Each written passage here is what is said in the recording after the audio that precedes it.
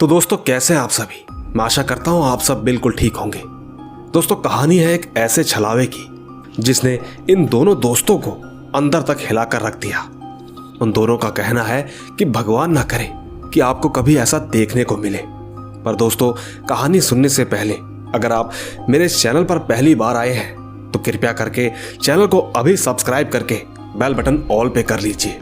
साथ ही दोस्तों अगर आप ये चाहते हैं कि मैं आपकी कहानियों को अपनी आवाज़ दूं तो कहानियां सुनने के बाद आप मुझे इंस्टाग्राम पर मैसेज कर सकते हैं। मेरी आईडी है महेश आर्या यूट्यूबर। कहानी के बाद मैं आपको वहीं मिलूंगा। तो दोस्तों बिना देरी किए जल्दी से अपने अपने हेडफोन लगाएं और शुरू हो जाए मेरे यानी महेश के साथ।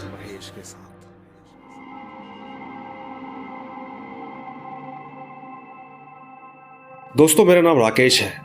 वैसे मैं उत्तर प्रदेश का रहने वाला हूं और ठीक इन घटनाओं को लेकर आज भी मेरे मन में कई सवाल उठते हैं, मगर मुझे उनका जवाब कभी नहीं मिलता। दोस्तों ये बात उस वक्त की है जब मैं अपने पिताजी के साथ शहर गया हुआ था। हम लोग धीरे धीरे शहर में शिफ्ट हो रहे थे और इसकी मेन वजह ये थी मेरे पिताजी की नौकरी का चेंज होना, क्योंकि पहले मेरे पिताजी किसी दूसरी कंपनी में काम करते थे, लेकिन जब मेरे पिताजी का प्रमोशन किया गया तो हम सभी को किसी दूसरे घर में शिफ्ट होना पड़ा। दोस्तों अक्सर कहते हैं कि रात में भूतों का खौफ सर चढ़कर बोलता है, और तो और अमावस्या की रात ये शक्तियां और भी ज्यादा ताकतवर बन जाती हैं। खैर मैं अपने पिता और माँ के साथ उत्तर प्रदेश के एक शहर में रहता था। उस शहर के अंदर का माहौल एकदम सही चल रहा था, लेकिन एक दिन जब मैं ऊपर की छत पर खड़ा होकर उस शहर के माहौल को देखने लगा कि तभी मेरी नज़र एक खंभे पर पड़ी। यकीन मानिए मेरी आंखें खुली की खुली रह गई, क्योंकि मैंने देखा कि उस खंभे के ऊपर एक आदमी चल रहा था, और तो और वो खंभा बिजली की तारों का था जिसके अंदर बिजली की रफ्तार दौड़ती है। दोस्तों पहले तो मुझे उस आदमी की ये हरकतें बिल्कुल समझ नहीं आई, लेकिन बाद में जब मैंने उसके चेहरे की तरफ देखा तो यकीनन मेरा शरीर कांपने लगा। मैंने देखा कि जहां पर मुंह होना चाहिए उस जगह पर काफी गहरे गहरे गड्ढे थे। साथ ही उसके अंदर से काला काला धुआं निकल रहा था। वो देखने में बहुत ही भयानक लग रहा था। मैं तो लगातार उसकी तरफ देख ही रहा था कि अचानक उसने भी मुझे घूरना शुरू कर दिया। अब तो उसकी भयानक आंखें मुझे पहले से भी ज्यादा डरावनी सी लग रही थी। मैं तुरंत पीछे खिसकता हुआ वही छत पर नीचे की तरफ गिर पड़ा। मैं सीधा एक लकड़ी के ऊपर गिरा था और ठीक मुझे कुछ चोटें भी आ गई थी, जिसके कारण मैं चिल्लाने लगा। पर थोड़ी ही देर में मेरे पिताजी छत के ऊपर पहुंच चुके थे। जब मैंने डरते डरते उनको उस खंबे की ओर देखने का इशारा किया तो इस बार वहां पर कोई भी नहीं था। खैर एक भूत का इस तरह गायब होना एक लाजमी सी बात है, पर उस वक्त मुझे अपनी आंखों पर विश्वास नहीं हुआ। मैं बस सोचता जा रहा था कि मैंने खुद अपनी आंखों से देखा था, पर वो कुछ ही पल में गायब कहाँ हो गया। खैर उस रात मुझे बहुत डर लग रहा था। फिलहाल जैसे तैसे मैंने उस रात को काटा और फिर नई सुबह हुई। मैं उठते ही वही दुकान वाले के पास पहुंचा। वहां पहुंचकर मैंने मेरे साथ हुई रात वाली घटना के बारे में बताया, पर उन लोगों ने तो मुझे इस बारे में बातचीत करने से ही मना कर दिया। और अब मुझे नहीं पता था कि आखिर इसके पीछे का रहस्य क्या था, लेकिन हाँ कोई ना कोई बात तो छुपाई जा रही थी। मैंने कई बार उनसे जानने की बहुत कोशिश की, पर मुझे इस बारे में बताना किसी ने ठीक नहीं समझा। बस फिर क्या था, मैंने थक हार कर इस बात को नज़रअंदाज कर दिया। घर पहुंचते ही पिताजी ने मुझे बताया कि आज मुझे अपनी गाड़ी लेकर संतोषपुर के लिए जाना है। दरअसल दोस्तों कोलकाता जो है वो हमारा पुश्तैनी गांव है और ठीक वहां पर हमारा कुछ सामान रह गया था। बस उसे पूरी तरीके से यहाँ शिफ्ट करने के लिए मुझे सिर्फ आज रात के लिए सफ़र तय करना था। हालांकि उस वक्त मैं एक नया नया ही कार ड्राइवर बना था, जिस कारण मुझे गाड़ी चलाने का काफ़ी शौक था। ठीक मेरे साथ मेरा दोस्त हरीश भी था। वैसे वो मेरा सबसे अच्छा दोस्त था। अक्सर पिताजी मुझे किसी भी काम से कहीं पर भी भेजते हैं तो मैं हमेशा हरीश को अपने साथ लेकर ही जाता हूँ। वजह यह है कि वो मेरा अच्छा दोस्त होने के साथ साथ काफ़ी विश्वासी भी था। साथ ही पिताजी भी यही चाहते थे कि हरीश मेरे साथ सफ़र तय करे। एक तो उसे काफ़ी अच्छे से गाड़ी को ड्राइव करना आता था, जबकि मैं एक नया ड्राइवर था। पिताजी से पूरी बात होने के बाद हम उसी रात वहाँ से निकलने वाले थे, लेकिन थोड़ी देर बाद मेरे जहन में उसी आदमी के विचार चल रहे थे जिसे मैंने उस खंबे पर देखा था। शाम होते ही मैंने अपने दोस्त हरीश को भी उस आदमी के बारे में बताया, पर उसने तो मुझे ये बोलकर इस बात को काट दिया कि ये ज़रूर तेरा कोई वहम होगा। खैर, धीरे धीरे अंधेरा होने लगा। अब सूरज भी ढल चुका था। इसी बीच मेरी माँ मेरे पास पहुंची। उन्होंने मुझसे कहा कि आज की रात एक अमावस्या की रात है और इस रात काली शक्तियां एक सामान्य आदमी पर अपना कहर बरपाने की कोशिश करती हैं।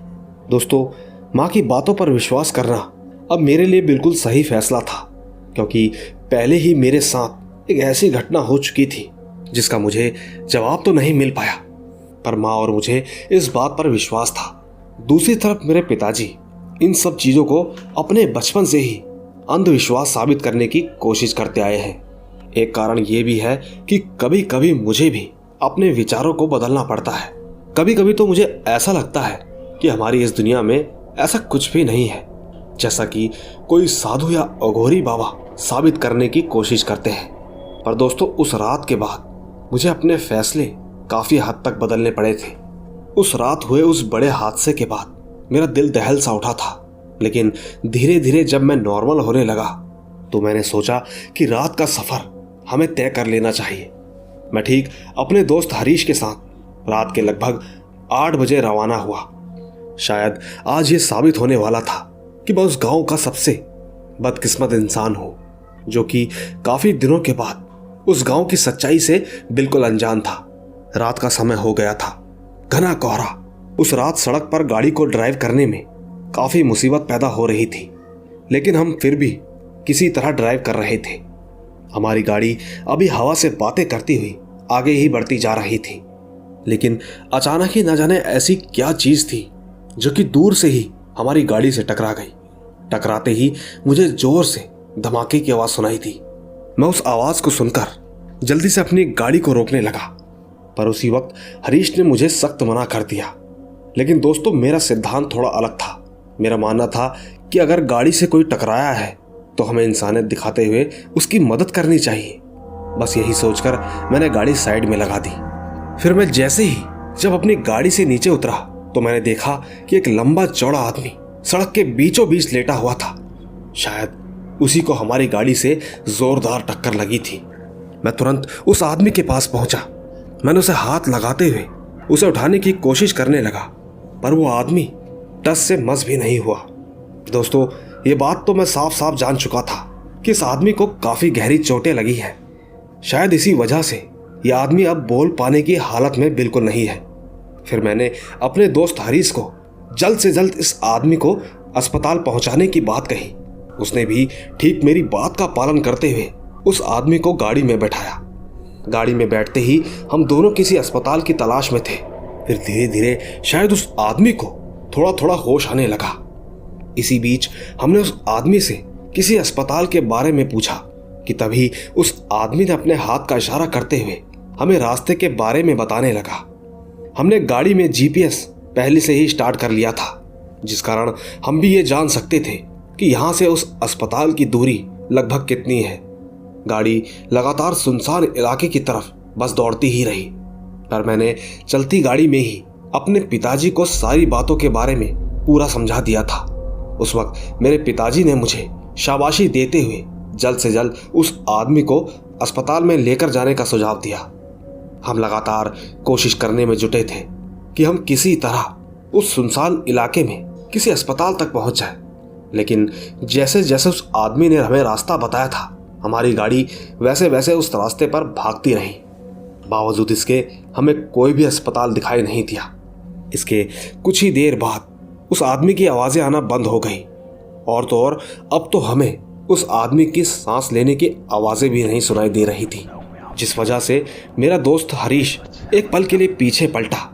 हमें तो बिल्कुल ही समझ नहीं आया कि आखिर ऐसा कैसे हुआ। पीछे कोई भी मौजूद नहीं था।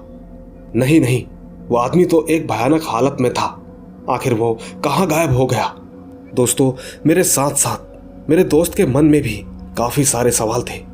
यही सोचकर जब हमारी नज़रें सामने की तरफ पड़ी तो यकीन कीजिएगा मेरे शरीर के रोंगटे खड़े होने लगे। हमने देखा कि इस वक्त हम जिस जगह पर थे वो एक कब्रिस्तान था और ठीक उस कब्रिस्तान के चारों तरफ हमें कब्र ही नज़र आ रही थी। हमारा इस कदर यहाँ पहुँचना कोई आम बात नहीं थी। साथ ही हम ये अच्छे से जानते थे कि ये कब्रिस्तान मेरे उस गांव के करीब ही पड़ता है।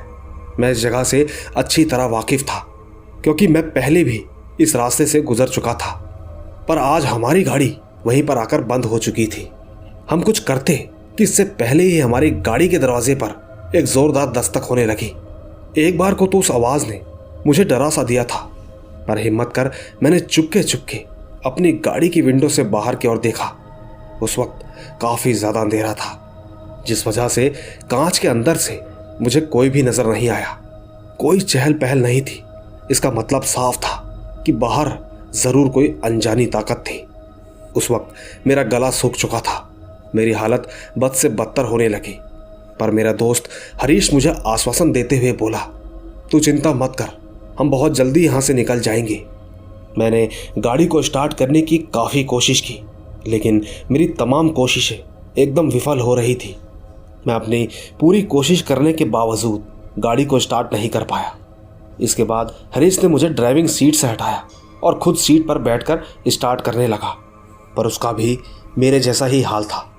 इसी बीच हमें सामने किसी की परछाई साफ साफ दिखाई देने लगी।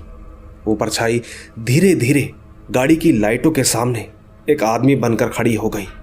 उस आदमी को देखकर मुझे ऐसा लग रहा था कि जैसे मैं इस आदमी को काफ़ी अच्छे से जानता हूँ, पर जब मैंने ध्यान से समझने की कोशिश करी तो मैंने पाया कि ये और कोई नहीं बल्कि वही आदमी था जिसका अभी थोड़ी देर पहले हमारी गाड़ी से एक्सीडेंट हुआ था। लेकिन उस आदमी को एकदम सही अवस्था में देखकर मैं तो एकदम हैरान था।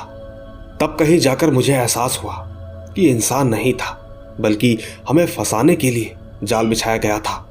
एक ऐसा जाल जो हमारी इंसानियत की वजह से हमें हमारी मौत से मुलाकात करवाने वाला था। खैर, इससे पहले हम उस आदमी का असली रूप देख पाते कि तभी चमगादड़ का एक झुंड हमारी गाड़ी पर इस कदर टूट पड़ा। ऐसा लगा मानो कि जैसे चमगादड़ों को उनका खाना मिल गया हो। इसी बीच मेरे फ़ोन की रिंग बजी। मैंने तुरंत फ़ोन उठाया तो पिताजी की आवाज़ सुनाई दी। उनकी आवाज़ सुनते ही मेरा पूरा शरीर थर थर काँपने लगा। बात करते करते मैं हिम्मत करके गाड़ी से नीचे उतरा और अपने दोस्त हरीश के साथ पैदल पैदल वहाँ से भाग निकला। दोस्तों, उस दिन मैं अपने दोस्त के साथ भले ही वहाँ से बचकर निकल गया, लेकिन जब मैं अपने गांव लौटा तो मैंने पाया कि अब गांव के अंदर एकदम सन्नाटा था। उसी बीच फिर गांव के एक करीबी दादा ने मुझे रात वहीं रुकने का सुझाव दिया। मैं उस रात अपने दोस्त के साथ अपने गांव में रुका रहा, और ठीक जैसे ही सुबह हुई तो मैंने दादा को इस घटना के बारे में पूरी बात बताई। दादा का कहना था कि वो एक छलावा था। अक्सर रात के समय हमारे गांव के 2-3 लोग अचानक कहीं गायब हो गए। उनका आज तक कहीं कोई पता नहीं चल पाया। धीरे धीरे लोग गांव से शहर की तरफ रवाना हो गए। अब तो बस ये गांव सुनसान होने को है।